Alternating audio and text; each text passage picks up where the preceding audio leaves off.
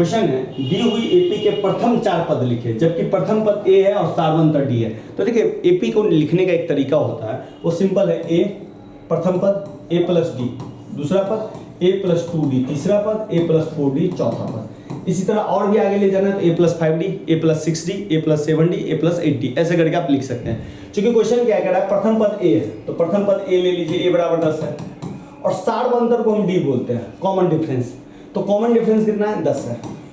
तो इसके कितने पद लिखने हैं, 4 पद। लगाइए 4 पद इसी में, तो फिर से हम लिख लेते हैं, इसी में लिख लेते हैं, चाहे दूसरा लिख लेते हैं। ए बराबर हो गया 10 प्रथम पद, सेकंड पद है ए प्लस डी, तो 10 और डी का मान कितना है 10, तो सेकंड पद हो गया 20 हो गया। इसी तरह थर्ड पद लिखते हैं ए प्लस 2d, तो ए आ गया 10, ए आ गया 10 प्लस 2 इंटू डी, डी का वैल्यू 10, तो 10 दूनी 20 और 10 30 हो गया। इसी तरह चौथा पद हो गया ए प्लस 3d, तो ए का वैल्यू 10 और 3 इंटू 10, तो 10 दिया 30, 10 40, तो 10 20 30 40, ये 4 पद आपके हो गए। 10 20 30 40 4 पद निकल गया पहला क्वेश्चन का। सेकंड क्वेश्चन आते हैं। सेकंड क्वेश्चन है ए बराबर -2, ए बराबर -2 और डी कितना है 10 है, 0 है। जब डी 0 है तो इसका चारों पद जो होगा देख लेते हैं फिर से। ए प्लस डी, ए प्लस 2d, ए प्लस 3d।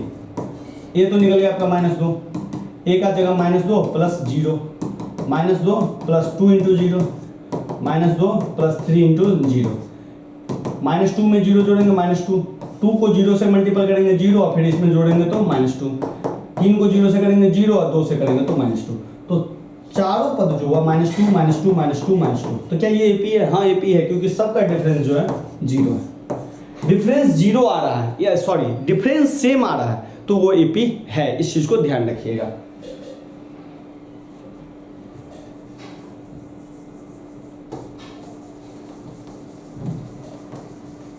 अब चलते हैं तीसरा क्वेश्चन देख लेते हैं। तीसरा क्वेश्चन क्या कर रहा है, ए बराबर 4 है और डी बराबर -3 है। ले लेते हैं ए प्लस डी, ए प्लस 2d, ए प्लस 3d। तो भैया ए बराबर 4 है तो पहला पद हो गया 4, पहला पद 4 है, दूसरा पद है plus -3, 4 plus -3 into 2 into -3, 4 plus 3 into -3। अब इसको कैलकुलेट कीजिए, प्लस माइनस 4 -3 तो ये हो गया 1, 4 -6 तो ये हो गया आपका 4 में से 6 गया -2, इधर हो गया आपका 4 और -9, तो 4 में से 9 गया तो ये हो गया -5। तो ये आपका प्रथम पद, सेकंड पद, थर्ड पद और ये चतुर्थ पद हो गया। चलिए अब थोड़ा सा नेक्स्ट निकाल लेते हैं। थोड़ा सा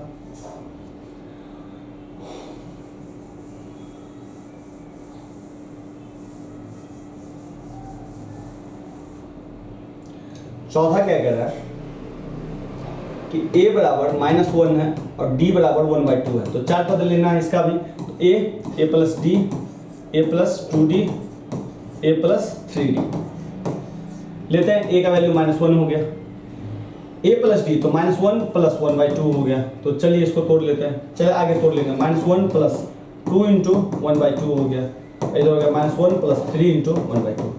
a का वैल्यू और d का वैल्यू क्या कर दिया हमने, पुट कर दिया। अब चलिए तोड़ते हैं। -1 तो है ही प्रथम पद, 2 और 1 का एलसीएम कितना हो गया 2, तो -2 प्लस 1 तो ये हो गया आपका -1/2। सेकंड पद हो गया, 2 से 2 कट गया तो इधर आ गया -1 प्लस 1 तो ये हो गया 0, ये आपका हो गया थर्ड पद। इधर आप देखिएगा तो -1 प्लस 3/2, तो 1 और 2 का एलसीएम लीजिएगा तो कितना आ जाएगा 2, तो 2 -2 प्लस 3 तो ये आ गया आपका 1/2। तो ये आपका पहला पद, दूसरा पद, तीसरा पद और ये चौथा पद। अब एक डेसिमल वाला क्वेश्चन बच गया, उसको भी देख ही लेते हैं।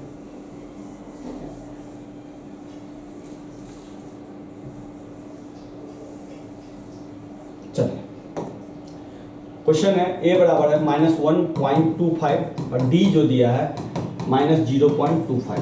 देखिए कॉमन डिफरेंस माइनस में भी हो सकता है, प्लस में भी हो सकता है, इक्वल भी हो सकता है, 0 भी हो सकता है, तो इस चीज को ध्यान रखिएगा। तो पहला पद a, दूसरा पद a प्लस d, फिर a प्लस 2d, फिर a प्लस 3d। तो पहला पद हो गया आपका -1.25, तो चलिए पहला पद के लिए तो खान ही खत्म। दूसरा पद देखिए -1.25 प्लस -0.25, इसको तोड़िएगा तो -1.25 प्लस माइनस माइनस 0.25, तो इसको घटाइएगा तो -1.5 आएगा, क्योंकि जब दोनों का साइन माइनस होता है तो उसको हम जोड़ देते हैं और साइन हम माइनस में लगा देते हैं, तो इसका भी साइन है माइनस और इसका भी साइन है माइनस। अच्छा यहाँ पे ध्यान रखिएगा प्लस माइनस माइनस हो गया, तो दोनों का साइन माइनस है तो दोनों को जोड़ेंगे 1.25 में 0.25 जोड़ेंगे, तो 5 5 10 का 0 हासिल 1 5 1, तो इस 0 को हम लिखते नहीं है, लिखना है तो लिख सकते हैं, और फिर हम साइन क्या लगा देते हैं माइनस, तो सेकेंड पद हो गया आपका ये। थर्ड पद देखते हैं -1.25 प्लस 2 इंटू डी का वैल्यू कितना, डी का वैल्यू है माइनस ये, तो 1.25 प्लस 2 अगर 0.25 से मल्टीपल होगा तो ध्यान रखिएगा -0.5 लगेगा 25 दूनी 50, इस तरह से भी कर लीजिएगा तो आपका काम हो जाएगा। अब देखिए इधर क्या करना है, -1.25 -0.5, ये भी सेम आ गया, तो ये आ जाएगा आपका -1.7, इसको अगर जोड़िएगा तो ये आ जाएगा। जोड़ना कैसे, फिर से मैं दिखला देता हूँ, 1.25 और 0.5, यहाँ पे कुछ नहीं है तो 0 5 5 2 7 1.75 आ गया। थर्ड पार्ट लेते हैं, सॉरी सेकेंड, थर्ड तो हो ही गया, फोर्थ पद लेते हैं, तो फोर्थ पद को लेंगे -1.25 प्लस 3 इंटू -0 इंटू 2 5, -1.25 तो है ही, प्लस 3 को 0.25 से मल्टीपल कीजिएगा तो ये आ जाएगा 0.75। मल्टीपल करने का एक ही नियम है, जैसे ही डेसिमल्स को मल्टीपल करते हैं, जैसे यहाँ पे 3 जो है 0.25 से मल्टीपल हुआ है, माइनस भी है, तो इसमें क्या करना है, डेसिमल हटा देना है तो 25 आएगा, और फिर यहाँ पे 3 आएगा, डेसिमल और इसको गुना कीजिए तो 75 आएगा।